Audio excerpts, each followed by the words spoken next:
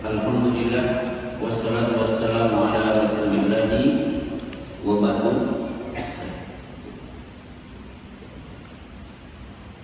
Maaf, ini terjemahan yang solid. Bisa nanti sebagai penerjemah. Baca terjemahannya aja. Alhamdulillah kembali kita hadiri majelis ilmu, majelis Riyadhus Shalihin, tamannya orang-orang soleh. Kitab yang dikarang oleh Imam An-Nawawi rahimahullah ta'ala, ulama negeri Syam yang bermadzhab Syafi'i, meninggal di usia 45 tahun dan belum sempat menikah. Baik, hadis pertama sudah kita baca, kita hari ini masuk hadis kedua. Kita mulai bismillahirrahmanirrahim. Di sana di Al-Muntasid ila Yahya bin Syaraf An-Nawawi rahimahullah ta'ala wa an ummil mu'minina ummi Abdillah Aisyah radhiyallahu anha qala Rasulullah sallallahu alaihi wasallam yabdu jaisun al-Ka'bata fa idza kanu bi baida'a minal ardi yusafu bi awwalihim wa akhirihim qala qultu ya Rasulullah kaifa yusafu bi awwalihim wa akhirihim wa fihim aswaquhum wa man laysa minhum qala yusafu bi awwalihim wa akhirihim thumma yub'atsuna ala niyatihim muttafaqun alaihi wa hadza lafdzul Bukhari. Baik, silakan diterjemahkan hadis nomor 22.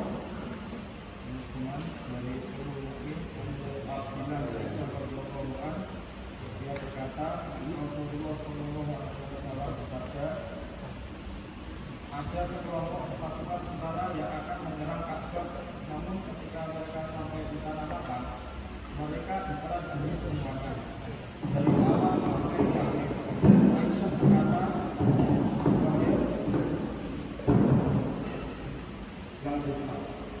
Ya boleh. Dari Ummul Abdillah Aisyah radhiyallahu anha, ia berkata, Rasulullah sallallahu alaihi wasallam bersabda, ada sekelompok pasukan tentara yang akan menyerang Ka'bah. Namun ketika mereka sampai di tanah lapang, mereka ditelan bumi semuanya dari awal sampai terakhir. Aisyah bertanya, wahai Rasulullah, bagaimana mereka ditelan bumi semuanya dari awal sampai akhir? Padahal di antara mereka ada orang-orang yang sedang berbelanja di pasar dan ada pula orang-orang yang bukan termasuk dalam kelompok mereka. Rasulullah menjawab, mereka ditelan bumi semuanya dari awal sampai akhir.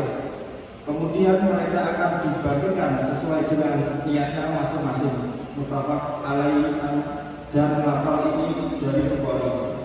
Baik, si pembawa berita disebut dengan 3 sebutan. Sudah cukup bisa dimatikan karena yang kita bahas cuma 1 hadis. Bisa dimatikan.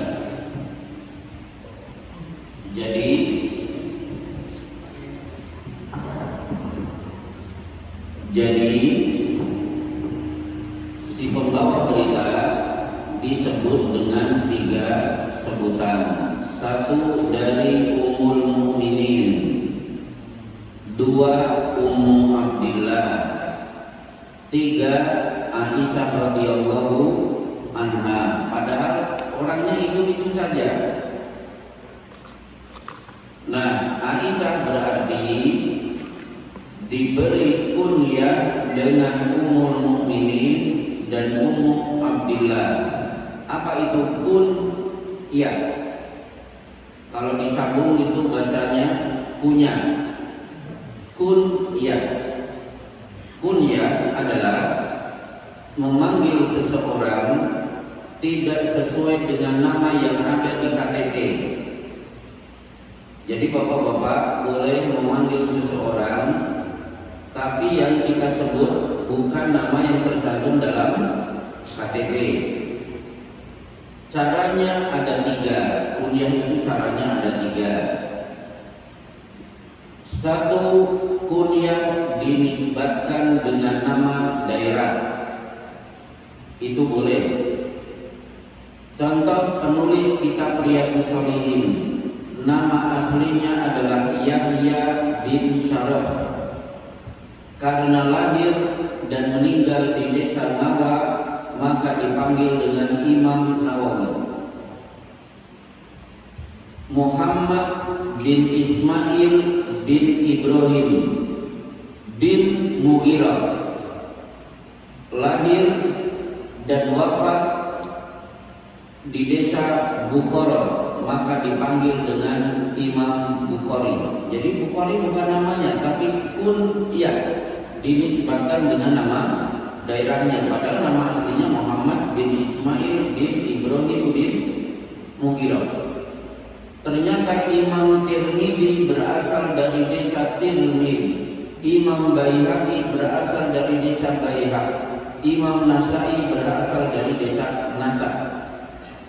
Jadi ternyata para pengumpul hadis itu ketika kita sebut bukan menyebut namanya, tapi menyebut kunyahnya. Paling cuma Imam Muslim, Abdul Hajjaj Muslim Al-Qushairi An-Naisaburi, nama daerahnya disebut di ujung, tapi nama aslinya tetap disebut Muslim bin Hajjaj Al-Qushairi. Jadi kunyah itu memanggil seseorang tidak sesuai dengan nama yang ada di KTP. Cara pertama adalah panggil orang itu dengan nama daerahnya. Baik. Cara yang kedua, menisbatkan orang itu dengan sesuatu yang identik pada orang itu. Identiknya apa? Contoh, Abdurrahman bin Sakhr itu nama aslinya. Karena penyayang kucing, akhirnya dipanggil dengan Abu Hurairah. Itu bukan nama dia. Nama aslinya Abdurrahman bin Sakhr. Nah, itu namanya kunyah. Memanggil orang tidak sesuai dengan nama aslinya.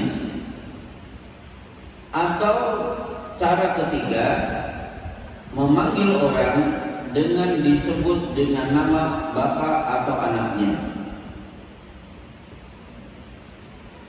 Contoh Abu Abdillah, berarti dia punya anak namanya Abdullah. Atau banyak sahabat namanya Abdullah, tapi bapaknya berbeda, disebut nama bapaknya Ibnu Abbas, Ibnu Mas'ud, Ibnu Umar, Ibnu Amri bin As, padahal semuanya namanya Abdullah. Jadi Ibnu Abbas nama aslinya adalah Abdullah, dipanggil dengan kunyah, menisbatkan dengan nama bapaknya.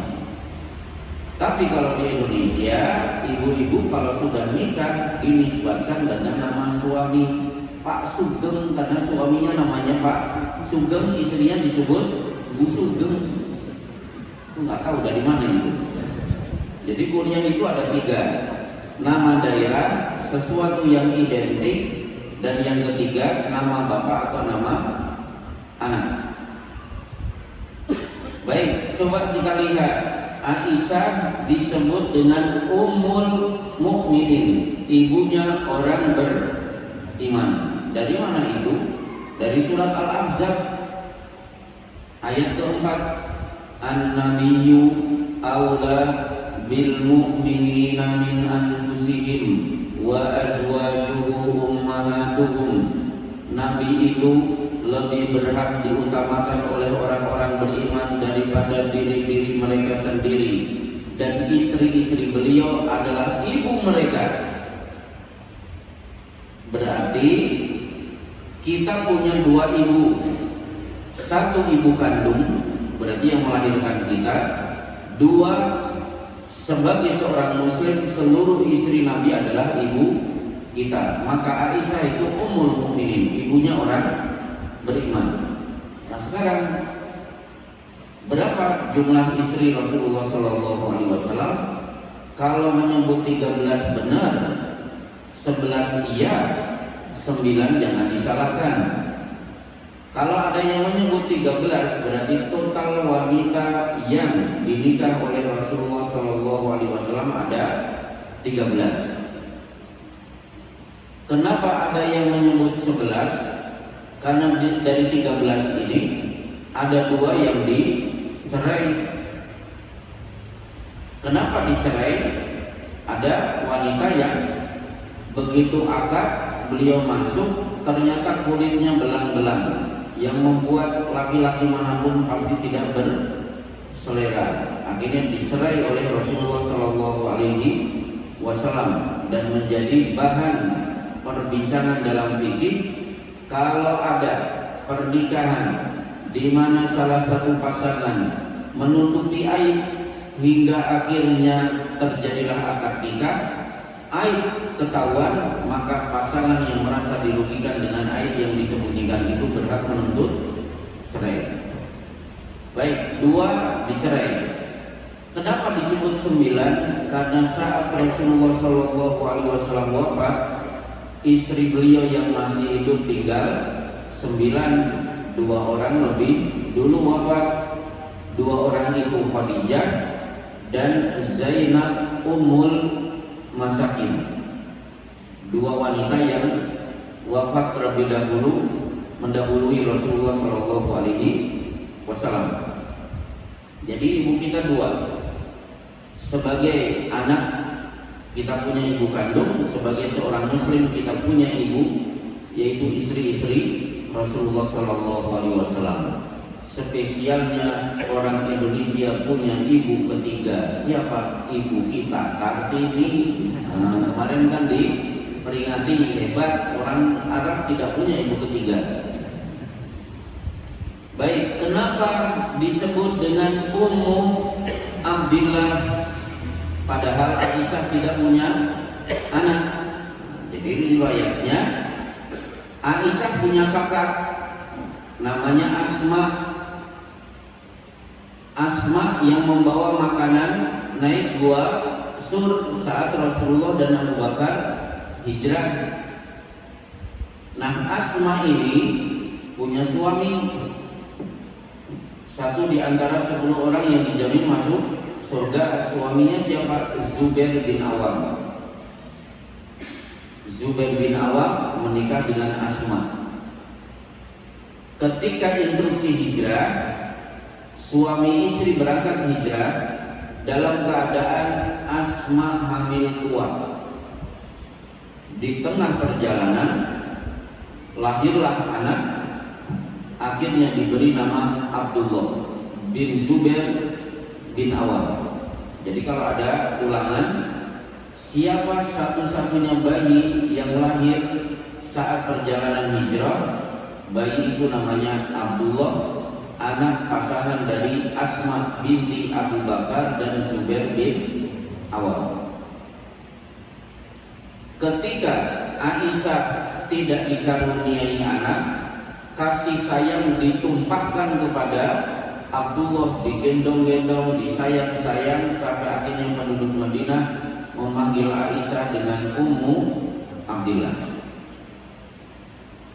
Kalau diruntut akhirnya sejarah, di kemudian hari Abdullah bin Zubair bin Awam berkonflik dengan Yazid bin Muawiyah, terjadilah pertempuran hebat di kota Mekah hingga akhirnya terbunuhlah Abdullah bin Zubair bin Awam. Baik, selesai ya. Dari Ummu Abdillah, Ummul Mukminin Aisyah radhiyallahu anha berkata, Yabju jaisun al-Ka'bah, nanti ada pasukan besar yang akan menyerang Ka'bah. Baik, kita oncai dulu.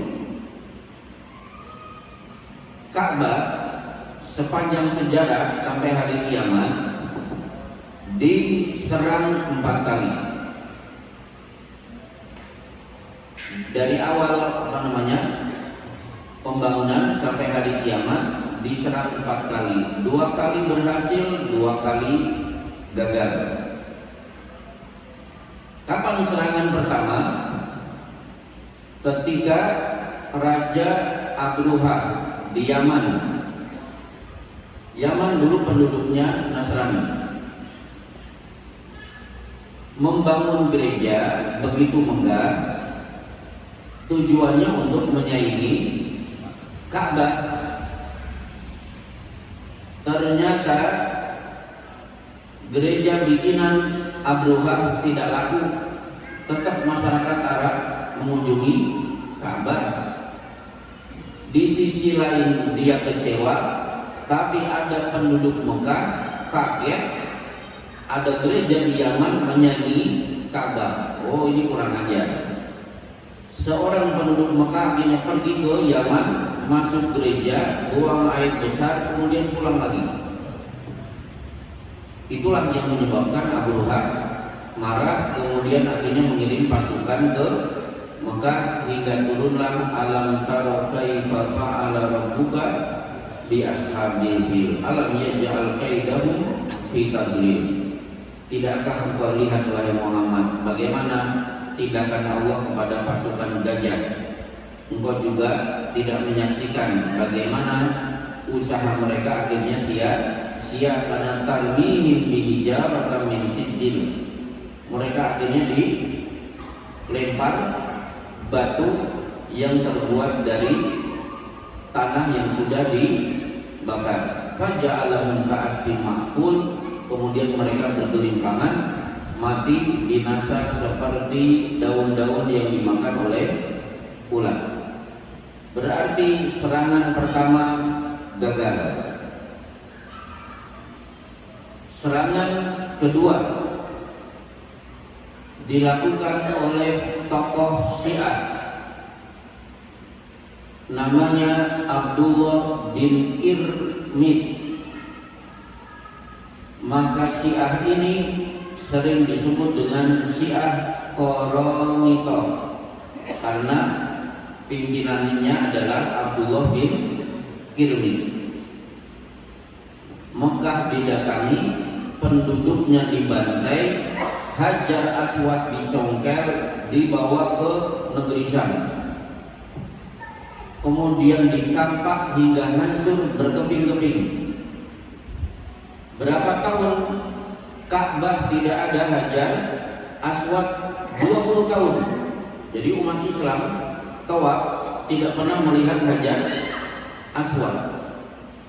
Hingga 20 tahun kemudian Hajar Aswad berhasil direbut kembali dalam keadaan pecahan kepingan-kepingan, kemudian direkat kembali dengan semen.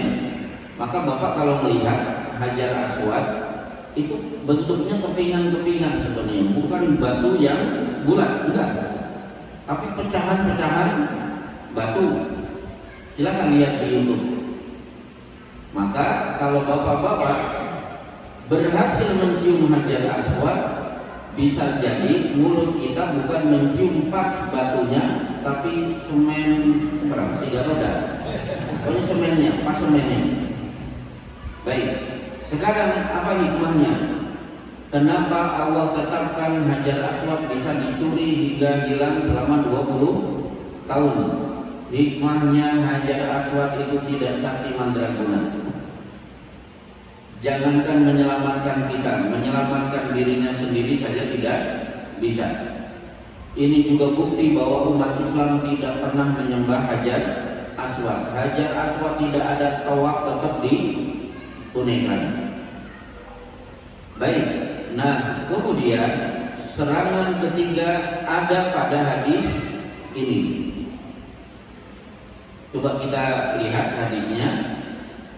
Akan ada pasukan yang akan menyerang Ka'bah hingga ketika mereka tiba di daerah Baidah, lapangan luas antara Mekah dan Madinah, tapi sudah mendekat ke Mekah.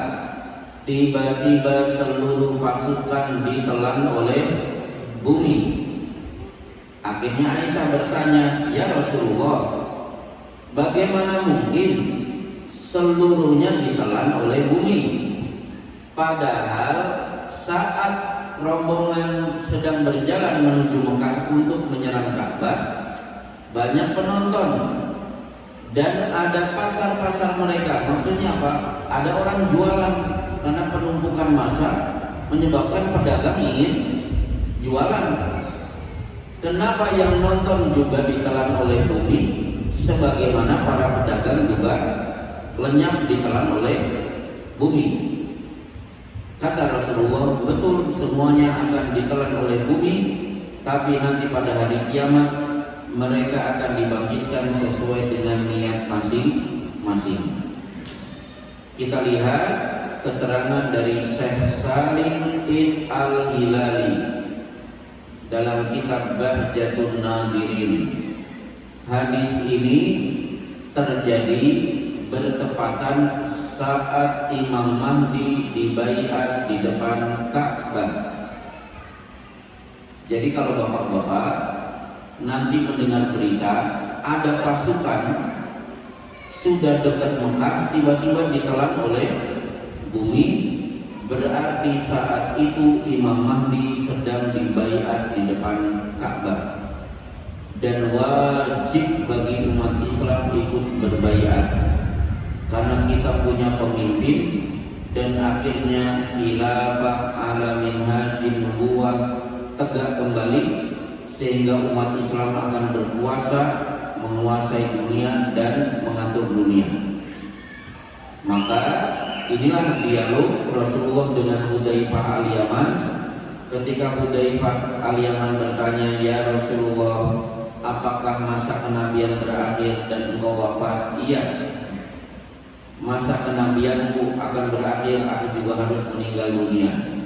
Setelah itu apa yang terjadi pada umat Islam?" Khulafaur Rasyidin, umat Islam dipimpin oleh Abu Bakar, Umar, Utsman dan Ali. "Ya Rasulullah, Khulafaur Rasyidin berakhir?" "Iya." "Setelah itu umat Islam nasibnya bagaimana?"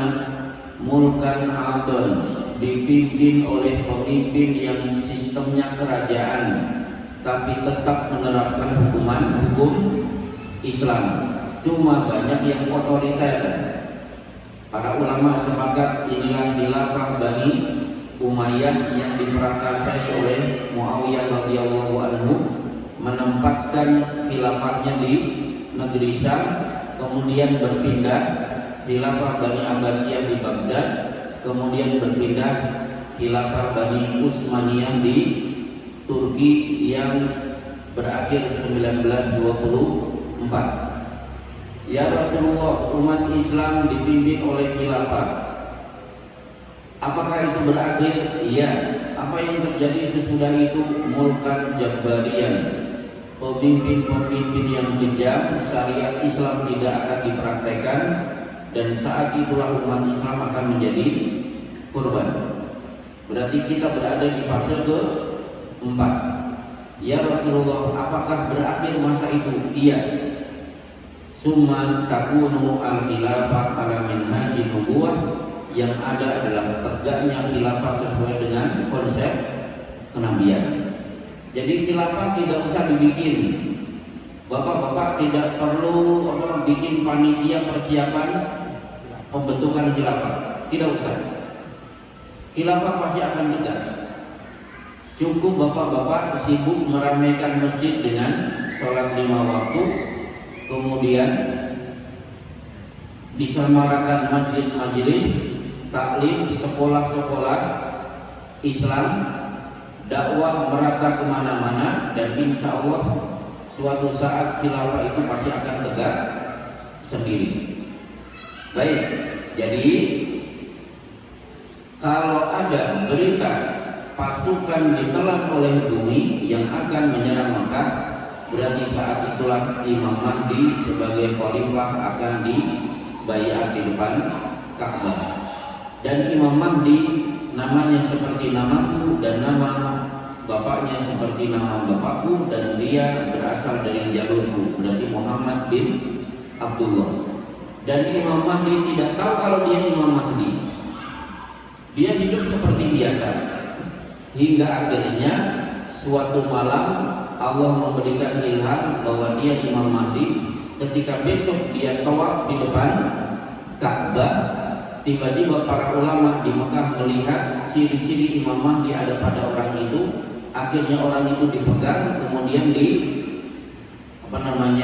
dipojokkan ke depan Hajar Aswad. Disitulah akhirnya para ulama berbaiat dan diikuti oleh baiat seluruh orang yang ada di Masjidil Haram. Siapa tahu bapak-bapak nanti saat itu sedang umrah, nah sekalian ikut langsung berbaiat di Masjidil Haram.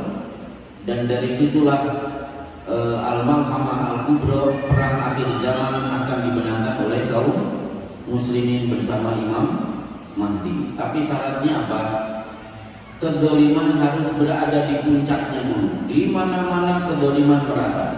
Dan orang yang kelompok yang paling banyak terdolimi adalah kaum muslimin. Kalau sedang memuncak, Imam Mahdi akan muncul saat itu.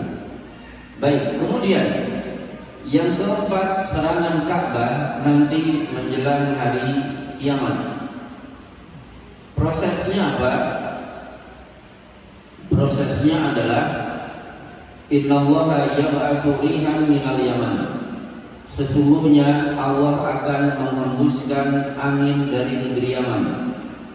Al-yamu minal harir, lebih lembut daripada sutra. Atyabu min rihil mis, lebih wangi daripada minyak kasturi. La tada'u mu'minan illa qabadathu, tidak dibiarkan mukmin menghirup udara itu kecuali pasti akan mati bergelimpangan. Jadi angin spesial dari Yaman tugasnya untuk mewafatkan orang-orang beriman. Kalau dia kafir tidak terpengaruh dengan angin itu, maka fatabqa syirarul khalqi indallah, yang ada adalah seburuk-buruk makhluk di sisi Allah. Man tudrikumus sa'atu wa hum ahya'un, di mana kiamat tiba dia masih hidup. Baik, akhirnya begitu di dunia sudah tidak ada orang beriman, hatta la yuqala fil ardi Allah, hingga di bumi sudah tidak ada yang mengucapkan Allah lagi. Akhirnya datanglah laki-laki dari Ethiopia. Rasulullah menyebut Dzu Suwaikotaini. Bahasa Arab Dzu Suwaikotaini, kalau terjemahan aslinya adalah memiliki kaki kecil, dua kakinya kecil. Berjalan sendirian dari Ethiopia membawa Ka'bah, membawa kampak. Dia datangi Ka'bah, kemudian Masjidil Haram diratakan dengan tanah.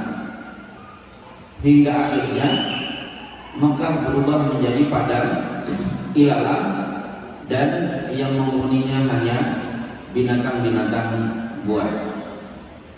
Hingga akhirnya hurujud dabbah, muncul binatang-binatang dari dalam tanah berbicara kepada manusia bahwa besok akan terjadi hari kiamat.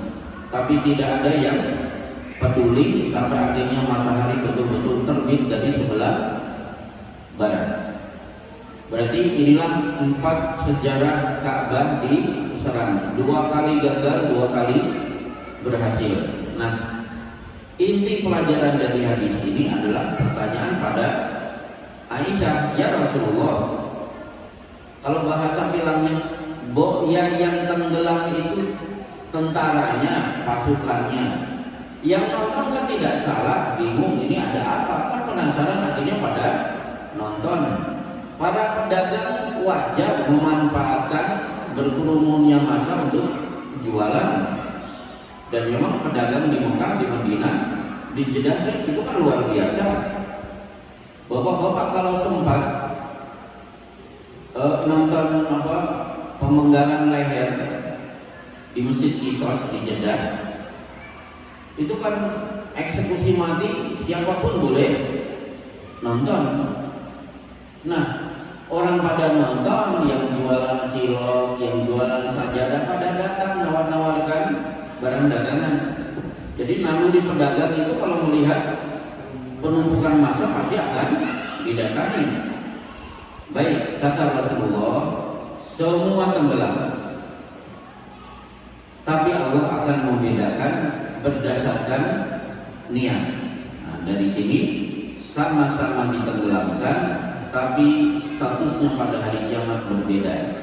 Yang akan disiksa oleh Allah kalau ditenggelamkan posisi terakhir sebagai pasukan yang akan menyerang Ka'bah. Para penonton tidak akan disalahkan oleh Allah nanti pada hari kiamat. Maka ini sesuai dengan firman Allah, wattaqu fitnatan la tusibanna alladziina dzalamu minkum khassah. Surat Al-Anfal. Ayatnya saya tidak tahu, pokoknya di lembar sebelah kanan ayatnya paling bawah. Hati-hati dengan musibah, bencana yang tidak hanya menimpa orang-orang zalim saja, orang beriman juga akan kena. Seperti tempat saya di Bekasi, kalau banjir itu kan masya Allah 1,5 meter. Di sini berapa meter Pak kalau banjir? Jadi banjir itu Pak, air datang. Ini rumah saya. Apakah ada air? Ceritanya begitu melihat rumah saya, ini kan imam masjid. Ini kan rumahnya Pak Ustadz, yuk belok. Enggak mungkin, saya juga terendam. Itu menunjukkan apa? Banjir tidak hanya menimpa orang-orang zalim, orang-orang beriman juga akan kena. Sama dengan ini, yang ditenggelamkan tidak hanya pasukan, tapi yang nonton, termasuk yang jualan, sama-sama ditenggelamkan. Dari sini bapak-bapak yang dimuliakan oleh Allah, Allah membedakan karena faktor niat. Ini kan bab niat. Sebagaimana pekan kemarin sudah kita bahas, 2 pekan yang lalu, perbuatannya sama, yang membedakan adalah niat. Seperti Yusuf lari menuju pintu, Zulaikha juga lari menuju pintu. Yang membedakan, Yusuf lari menuju pintu karena ingin menghindarkan diri dari zina. Kalau Zulaikha lari menuju pintu karena ingin zinanya betul-betul terwujud. Yang membedakan niat. Masya Allah cepat. Biasanya cuma kali 2 jam nih di sini. Kok bisa cepat ya? Ini berarti kualitas yang hadir. Baik, berarti tambah satu lagi, nggak masalah.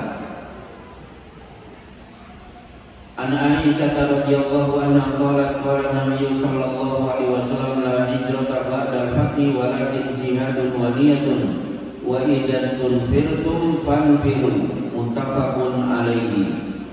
Silakan Mas, diterjemahkan. Enggak pakai mic kalau mau. Diriwayatkan dari Aisyah radhiyallahu anha, dia berkata, Rasulullah SAW bersabda, tidak ada hijrah setelah pembukaan kota Makkah, tetapi yang masih ada ialah jihad dan niat. Apabila kamu diminta hijrah, maka lakukanlah. Ya, jadi gini. Ini Mekah, ini Madinah. Karena dakwah menyebabkan Rasulullah harus hijrah dari Mekah ke Madinah. Suatu saat Rasulullah punya kekuatan, akhirnya didatangi Mekah. Mekah diserang, takluk dan dikuasai oleh kaum muslimin. Turunlah idza jaa nasrullahi wal fathu. Akhirnya Mekah dikuasai. Berarti status Mekah bukan negara kafir lagi. Kalau tadi kan kafir, namanya hijrah itu pindah dari negeri kafir menuju negeri muslim.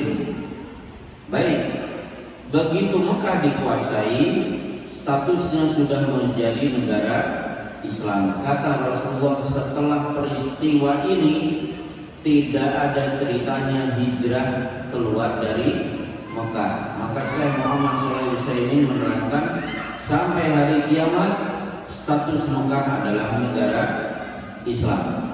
Betul ada beberapa pelanggaran hari ini, tapi tidak akan merubah status Mekah sebagai negara Islam. Karena hijrah itu dari negeri kafir menuju negeri muslim. Nah, tidak ada hijrah lagi setelah Mekah taklukkan. Yang ada apa? Tetapkan untuk berjihad. Kalau tidak berjihad berarti tanamkan niat untuk berjihad. Kenapa?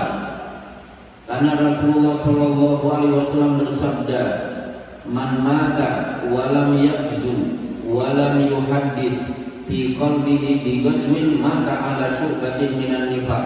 Siapa yang mati belum pernah berperang, maka dia kalau mati statusnya adalah sebagian dari kemunafikan. Berarti opsinya tinggal satu di antara dua, jihad atau ada keinginan untuk berjihad. Contohnya apa? Ada di jalur Gaza. Bapak hanya tinggal punya satu di antara dua opsi. Silakan berangkat berjihad. Mungkin tidak hari ini, tidak mungkin. Berarti tetapkan dalam hati niat, saya sebenarnya ingin terjun ke jalur Gaza untuk membela saudara-saudara kita di Palestina. Harusnya begitu. Sama ketika Afghanistan diserang oleh Soviet tahun 80-an. Yang mau berangkat ke sana silakan. Kalau tidak, saya sebagai muslim tidak rela jengkal bumi milik kaum muslimin dicaplok oleh Rusia. Berarti tanamkan keyakinan atau keinginan untuk berjihad. Wallahu a'lam bishawab. Inilah kajian kita pada hari ini. Kita akan perbanyak untuk tanya jawab. Bagi yang mau bertanya, saya persilakan. Dan alhamdulillah pertemuan kedua jamaahnya tambah banyak. Padahal tadi hujan. Dulu kan tidak hujan. Pesertanya cuma satu baris. Baik. Ada pertanyaan di luar pembahasan, saya persilakan. Satu.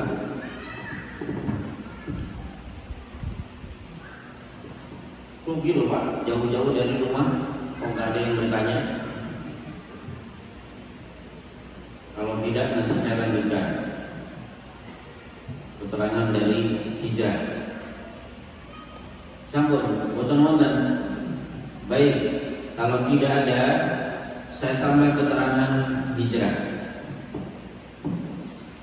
Faktor hijrah, akhirnya banyak orang yang sudah mengucapkan kalimat syahadat, ternyata syahadatnya sia-sia. Itu terjadi ketika ada instruksi hijrah dari Mekah ke Madinah. Berbondong-bondong para sahabat berangkat, tapi tidak sedikit yang tidak mau berangkat. Sayang dengan harta yang sudah mereka miliki.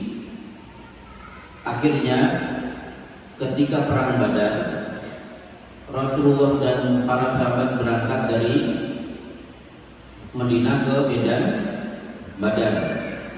Maaf, yang sudah pernah ke tanah suci berapa orang? Coba tunjuk jari. Satu. Lah, cuma beberapa kredit. Meskipun umrah aja Pak. Udah ya. Nah, dari sekian yang sudah ke tanah suci, yang sudah mengunjungi Medan Badar, ada? Medan Badar tahun berapa?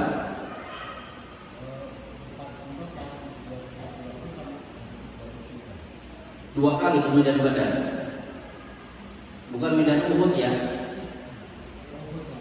Oh, nah ini harus diluruskan. Medan Uhud atau Medan Badar? Pasti Uhud. Enggak Badar. Oh iya iya. Saya alhamdulillah kemarin tidak disangka-sangka travel membelokkan kita ke lokasi perang Badar yang itu jarang-jarang dilakukan oleh travel. Masya Allah, suasana terhanyut dengan situasi di Medan Badar sampai kita berada di Jabal Malaikat, gunung di mana turun 1000 malaikat. Masya Allah, gunungnya sangat indah. Udah itu gak usah dibahas. Jadi gini, berangkatlah Rasulullah dari Madinah ke Medan Badar. Ternyata di Mekah orang-orang Islam yang tidak mau berhijrah diancam oleh Abu Jahal, nggak ikut hijrah, agak ikut perang, berarti harus mati. Terpaksalah mereka berangkat dalam keadaan hati berkecamuk, bagaimana mungkin kami menyerang pasukan yang datang dari Madinah, karena di sana ada Rasulullah dan para sahabat radhiyallahu anhum. Akhirnya ketika perang berkecamuk, yang Muslim dari Mekah pasif tidak melakukan serangan, sementara Muslim dari Madinah tidak tahu kalau di sana ada saudara-saudara mereka yang dipaksa masuk front kafir. Begitu perang selesai, apa yang terjadi? Para sahabat sedih, loh ini kan saudara kita, sama-sama bersyahadat di hadapan Rasulullah. Ternyata kesedihan mereka dianulir oleh Allah Subhanahu wa taala, justru ditegur. Alladzina tatawaffahumul malaikatu dzalimi anfusihim. Orang-orang yang dimatikan para malaikat karena mereka mendolimi diri mereka sendiri. Kenapa mereka disebut dolim? Karena dolim menempatkan sesuatu tidak pada tempatnya. Muslim kok berada di front kafir. Ditanya oleh malaikat di alam kubur, qalu fima kuntum lah, kamu berada di front mana? Qalu kunna mustad'afina fil ard. Kami adalah orang yang ditindas, terpaksa masuk front kafir. Qalu alam takun ardullahi wasi'ah, bukankah bumi Allah itu luas? Rezeki tidak hanya di Mekah, di Madinah juga ada. Fatu hajiru fiha, kenapa kalian tidak ikut berhijrah? Kalimat berikutnya, faulaika ma'wahum jahannam wa sa'at masira. Mereka itulah tempat kembalinya adalah neraka jahanam, dan itu seburuk-buruk tempat kembali. Maka Syekh Said bin Salim Al-Qahtani yang punya tesis di Fakultas Ummul Qura, tesis magister tentang al-wala wal bara, syahadat mereka, sholat mereka tidak dianggap oleh Allah karena mereka tidak berhijrah, sia-sia ucapan syahadat mereka. Padahal mereka berada di front kafir itu karena dipaksa. Bagaimana dengan Muslim yang berada di front kafir dengan ikhlas, dengan penuh kecintaan? Padahal alladzina amanu yuqatiluna fi sabilillah walladzina kafaru yuqatiluna fi sabilit taghut. Orang beriman itu kalau berperang di frontnya Allah, kalau orang kafir berperang di frontnya taghut, frontnya setan. Jadi tidak boleh. Jadi front itu harus jelas, front kafir dan front mukmin. Jangan sampai ada seorang Muslim masuk tentara Amerika yang ikut menyerang Irak. Ini nasibnya sama dengan mereka yang ada di surat An-Nisa tadi. Sebagaimana pasukan Amerika, ada yang Muslim yang ikut terjun menjajah Afghanistan. Nah, itu peristiwa hijrah Rasulullah Shallallahu Alaihi Wasallam. Baik, sekarang ada tinggal berapa menit lagi? Kalau tidak salah tinggal semenit. Ya, jadi azan bisa lanjutkan. Ya, bisa dilanjutkan. Ada pertanyaan? Kalau tidak saya lanjutkan. Satu. Yang pertama tentang usia, tentang berkorban. Ya, apakah si penyembelih itu harus menyebutkan satu persatu? Kalau sapi kan 7 orang, apakah harus menyebutkan yang itu 7 orang? Itu yang pertama. Ya. Yang kedua tentang makrom. Jadi kasusnya begini, si A si B ini nikah, kemudian cerai. Lah, Tono dan Tini. Ya, Tono dan Tini nikah, cerai. Nah, anaknya itu semuanya cewek, ikut Tono. Ya. Kemudian anaknya si Tono ini nikah. Ya. Anaknya si Tono nikah, Tono sendiri juga nikah. Ya.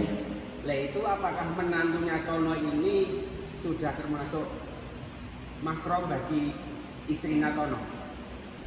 Mantannya atau Mantu, menantunya Tono ini apakah ini harus pakai belum ya?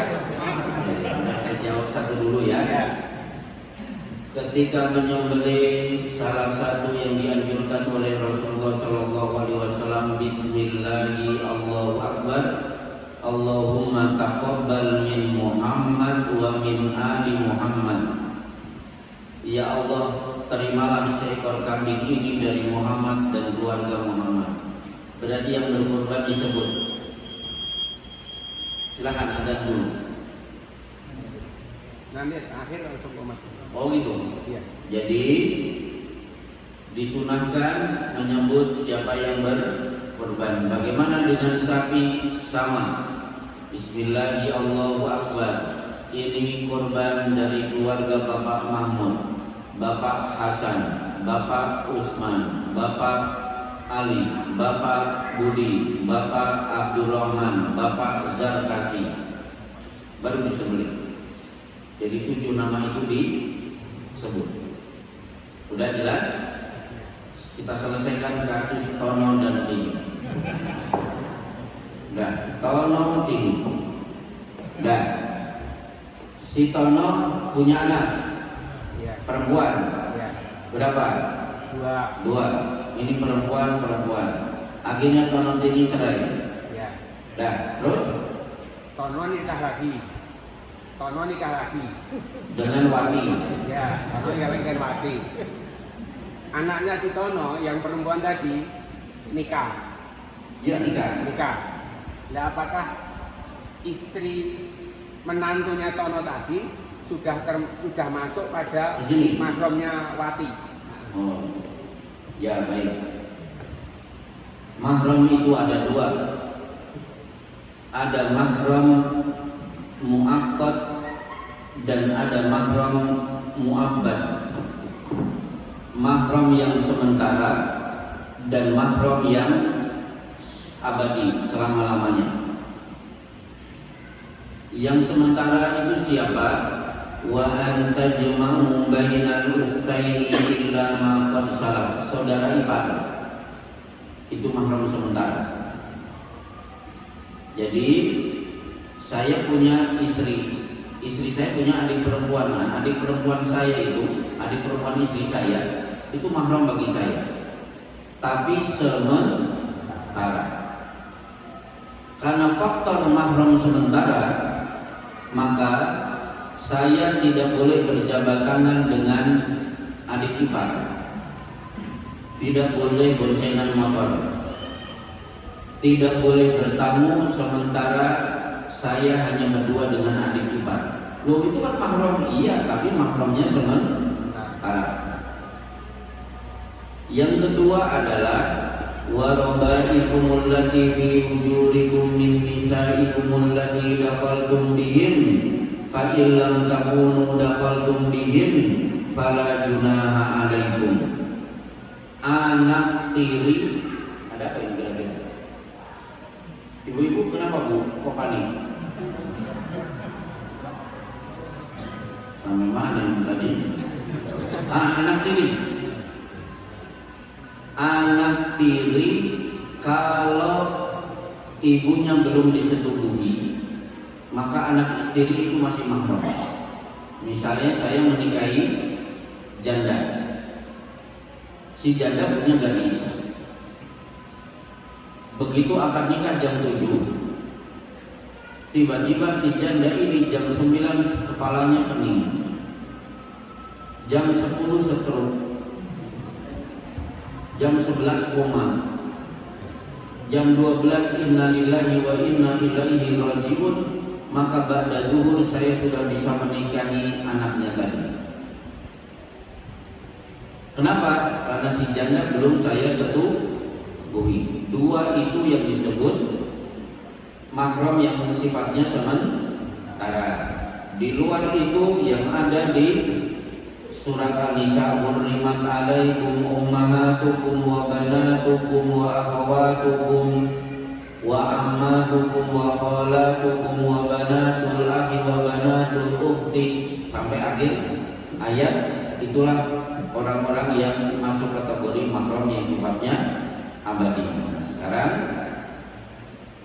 Tono ini cerai, si Tono punya anak perempuan, si anak perempuan punya suami. Nah, ini si laki-laki mahram tidak dengan istri si Tono yang kedua, bukan mahram karena tidak tercantum di surat An-Nisa tadi.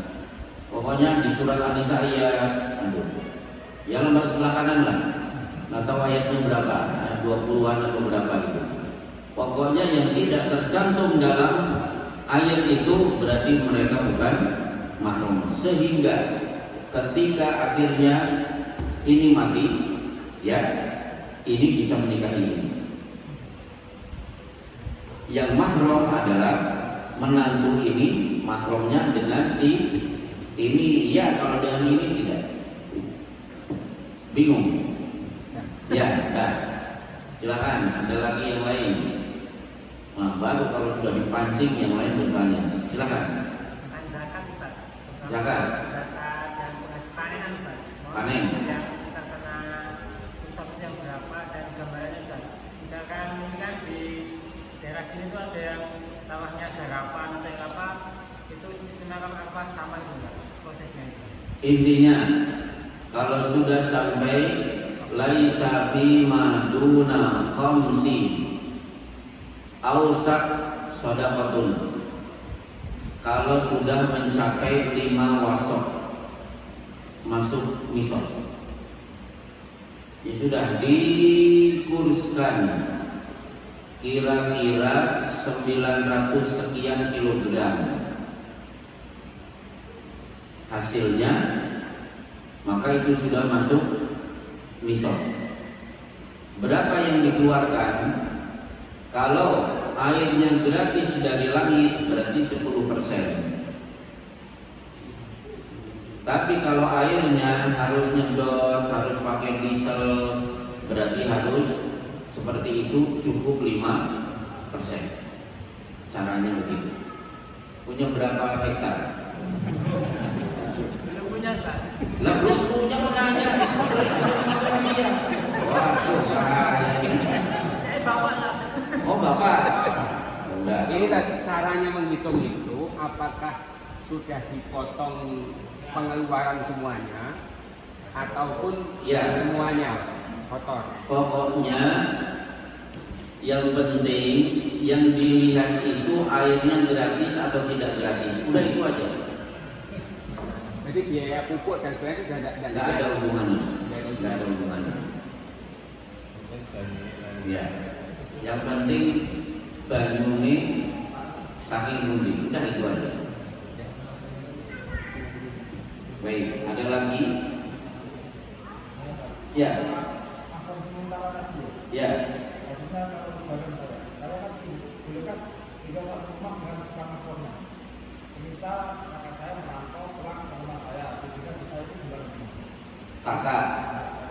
Kakak laki-laki. Kakak dari istri saya.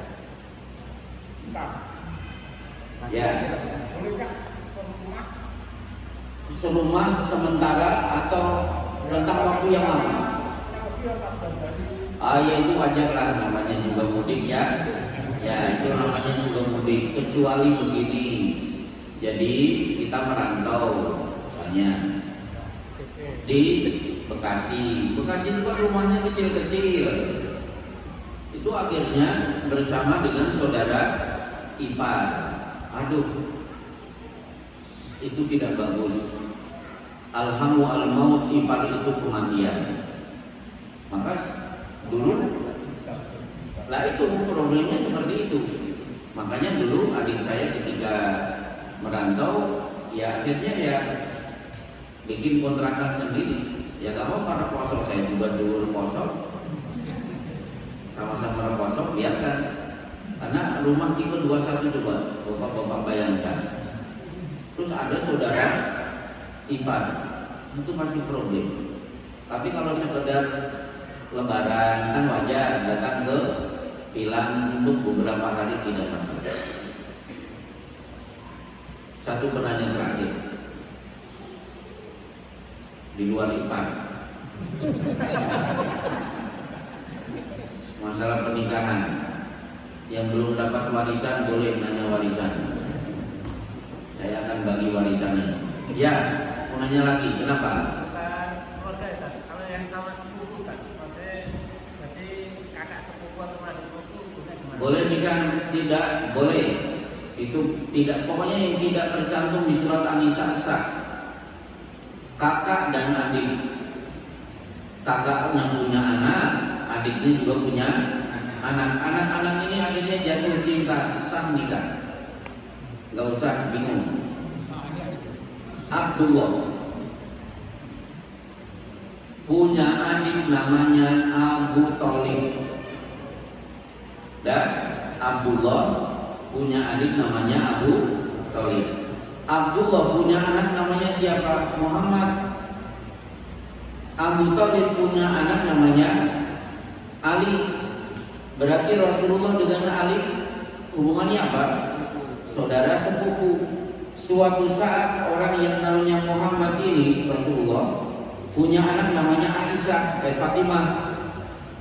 Fatimah menikah dengan Ali. Itu kalau dibilang Fatimah memanggil Ali apa? Pak Le, Om Le, kan begitu. Ini dalil bahwa saudara sepupu itu bukan mahram. Sudah jelas? Ngincar saudara sepupu. Bukan masalahnya, tapi ditanyakan. Jadi harusnya punya problem baru ditanyakan. Contoh begini, ada anggota pengajian bertanya ke saya, bagaimana cara astronot ketika di ruang angkasa menentukan waktu untuk sholat tahajud? Kan kelihatannya keren. Saya tanya, Anda astronot? Bukan. Ada tidak astronot muslim yang sudah sampai ke luar angkasa? Ya saya tidak tahu. Ya sudah selesai, nggak usah ditanyakan. Mending Anda tiap malam sholat tahajud. Ada lagi pertanyaan di pengajian, itu bagus juga jenengan bertanya tadi, bagus. Apa hukum seorang wanita ikut berjihad? Caranya apa? Pura-pura jadi pelacur, pakai pakaian seronok, merayu serdadu kafir. Begitu sudah di kamar, dia sudah menyediakan belati, ditusuk ke ulu hatinya, si kafir mati.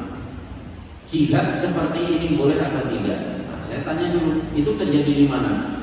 Ya siapa tahu terjadi. Enggak bisa, harus terjadi dulu baru ditanyakan. Gimana ceritanya? Sesuatu yang belum terjadi dikarang-karang terlebih dahulu, harus terjadi dulu baru kita akan memberi jawaban. Maka kan ya Pak, cekal semantan. Udah waktu ya. Wassallallahu ala Muhammadin wa ala alihi wa sahbihi wasallam. Assalamualaikum warahmatullahi wabarakatuh. Bapak Ibu yang berkata Allah Subhanahu wa taala, kemudian tadi beberapa hadis dari Riyadhus Shalihin, hadis kedua dan ketiga, insya Allah kitab Riyadhus Shalihin dilanjutkan nanti di Rabu ketiga.